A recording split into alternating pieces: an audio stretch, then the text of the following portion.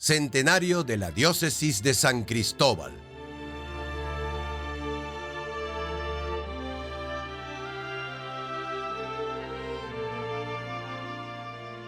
A propósito de los 100 años de la Diócesis de San Cristóbal, su obispo Monseñor Mario Moronta comenta sobre el arduo trabajo para rememorar estos 100 años, visitas pastorales, congresos y otras múltiples actividades que, con entusiasmo y deseo de seguir contrayendo desde el Táchira y por el Táchira, han realizado las diferentes parroquias de la diócesis. El estado Táchira es un estado donde la gente no solamente es trabajadora, apegada a la tierra, con un gran sentido de pertenencia y un desarrollo cultural muy especial, sino que también es una tierra sumamente religiosa. Ya desde hace muchos siglos, desde su fundación, los diversos pueblos del estado Táchira manifestaron que está compuesto de gente que cree en Dios y que desarrolla también en diversas formas un catolicismo popular con dos grandes íconos, el Santo Cristo de la Grita y Nuestra Señora de la Consolación. Es un pueblo eminentemente religioso. No significa de que no tengamos los embates del secularismo o los embates de la inmoralidad o los embates de aquellos que no quieren nada con Dios y con la Iglesia. Sin embargo, en los últimos tiempos, aún en medio de la pandemia, nosotros podemos certificar que no se ha perdido terreno, sino que más bien estamos con una tarea evangelizadora para fortalecer la fe de un pueblo que es una de sus grandes riquezas.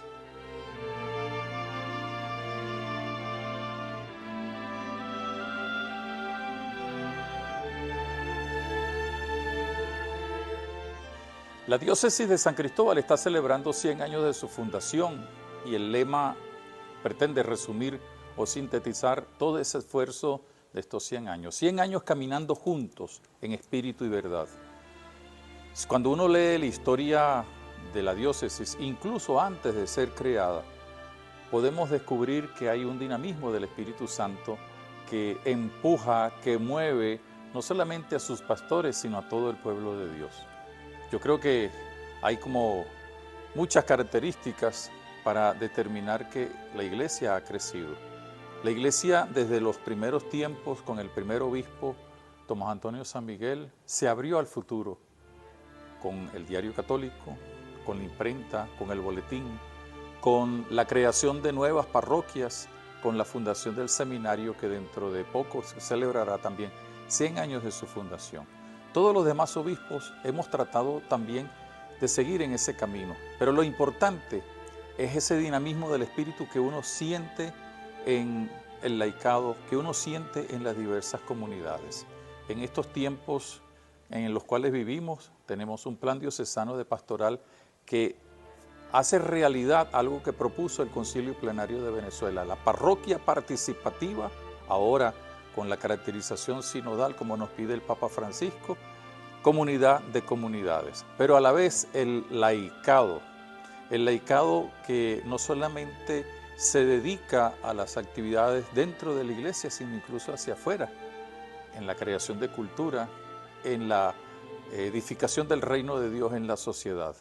Nuestra diócesis también cuenta con 2 universidades y cuenta sobre todo con el entusiasmo de los sacerdotes, con el entusiasmo de los laicos, con el testimonio vivo de muchos religiosos, particularmente las 4 congregaciones de vida contemplativa, 3 femeninas y 1 masculina, que nos ayudan con su oración a fortalecernos. Es una diócesis viva, una diócesis que crece continuamente en espíritu y verdad y que se abre también a la misión de la Iglesia. Recientemente hemos recibido el encargo de apoyar el Vicariato Apostólico de Caroní con el Ius Commissionis, y entonces sacerdotes, laicos, seminaristas van allí para fortalecer el trabajo de esa iglesia hermana. Nosotros seguimos caminando con la fuerza del Espíritu en espíritu y verdad. El mensaje que tenemos que dar al celebrar 100 años de nuestra iglesia diocesana es muy sencillo. Seguimos adelante en el nombre del Señor, cumpliendo con la tarea que Él nos ha puesto de anunciar el Evangelio, edificar el reino de Dios y vivir la caridad de tal manera que podamos hacer la promoción humana en todos los sentidos. En estos días en los cuales celebramos 100 años de nuestra iglesia diocesana, les garantizo para el mundo, para Venezuela, para la Iglesia Católica, que todos tenemos la mejor disposición de ir hacia adelante, al encuentro del Señor, pero también dándolo a conocer y sobre todo edificando su reino de justicia, de paz y de amor, haciendo del Táchira un pedazo de ese reino de Dios, que es reino de justicia, de paz, de libertad, y haciendo realidad el Evangelio como opción de vida, no solamente para nosotros, sino para todos aquellos que quieran ser discípulos de Jesús, tratando de llevar los valores del Evangelio a toda la sociedad. Para ello contamos con el Santo Cristo de la Grita, nuestro protector, y la maternal protección de la Virgen María, Nuestra Señora de la Consolación. Y todo ello para actuar en el nombre del Señor y seguir caminando en espíritu y verdad. Es el momento para reconocer el trabajo que la diócesis de San Cristóbal ha realizado con los migrantes.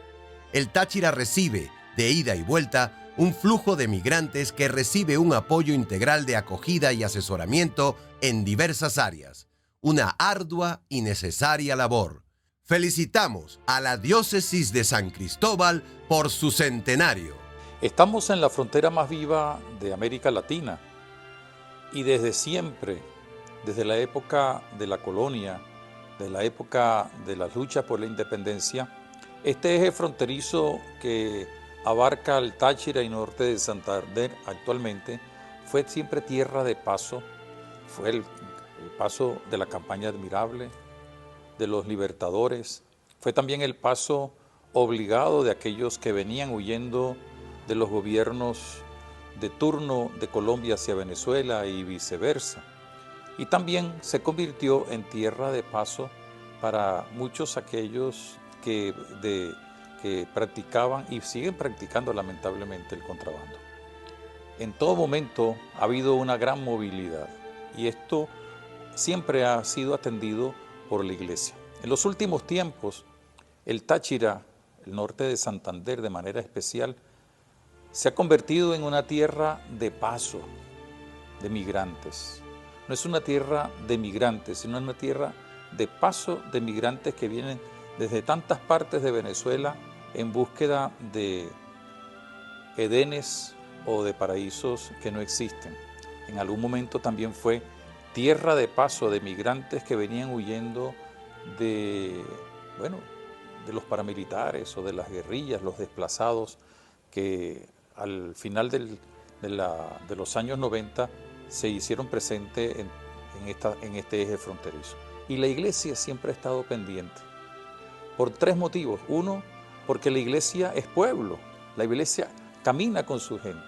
En segundo lugar, porque la Iglesia, al predicar el Evangelio, también predica la caridad, en la justicia, en la fraternidad, y tiene que atender, como lo dice la parábola del juicio final, al que tiene necesidad, al que tiene hambre, al que necesita acompañamiento y defensa. Y en tercer lugar, porque si no lo hace la Iglesia, ¿quién lo hace?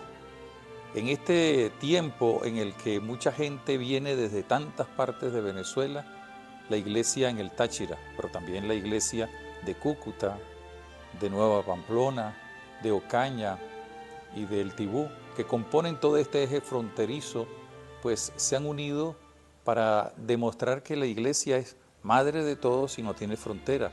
Por eso, con planes concretos o con acciones particulares, pero sobre todo siempre en la búsqueda de la justicia y de la práctica de la caridad, hemos tratado de acompañar a tantas personas que vienen, muchos de ellos casi sin nada, muchos de ellos apenas con lo que traen vestido, muchos de ellos arrastrando desilusión, tratando de ver un poquito de luz en el camino, pero sabiendo que su esperanza está llena de negros nubarrones.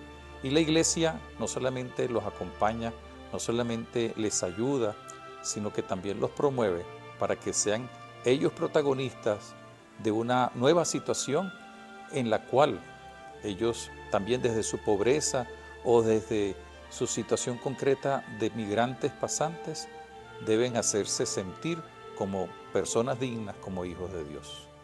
¿Cuál es el mayor reto que tiene la iglesia? Bueno, además de los retos que se le presenta por la situación actual, por la misión evangelizadora, creo que el gran reto de la iglesia de frente a los migrantes es hacerles sentir que tienen una dignidad, que no son ciudadanos de segunda categoría.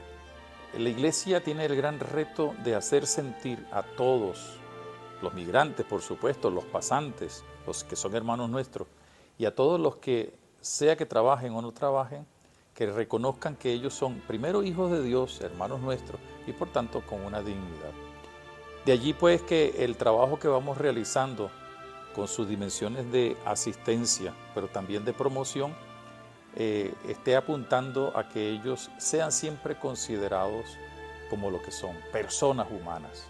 Es muy fácil hablar de un plato de comida, es muy fácil hablar de las diversas actividades que se organizan para su bienestar, pero lo importante es que todo lo que se organiza desde la iglesia, no solamente en el Táchira, también en Colombia, en el norte de Santander, es en función también de la dignificación. Y todo lo hacemos porque nosotros partimos del Evangelio, nosotros no partimos de realidades sociológicas, aunque las tengamos en cuenta, nosotros no partimos de un compromiso político, porque no tenemos esa dimensión, sino eminentemente nuestra preocupación es hacerlos sentir lo que son hijos de Dios.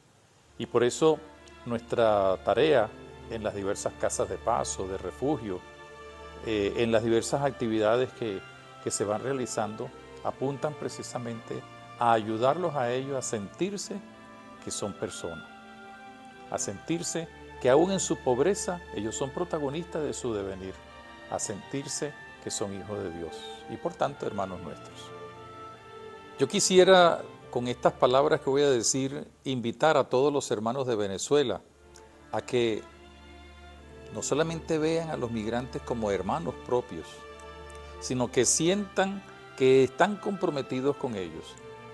Tenemos que luchar para que se mejoren las situaciones concretas de vida, de convivencia en nuestro país. Tenemos que luchar para que haya más justicia, para que haya verdadero desarrollo, para que no necesariamente volvamos a ser lo que éramos antes, sino todavía mejor, un país de hermanos, una tierra de fraternidad.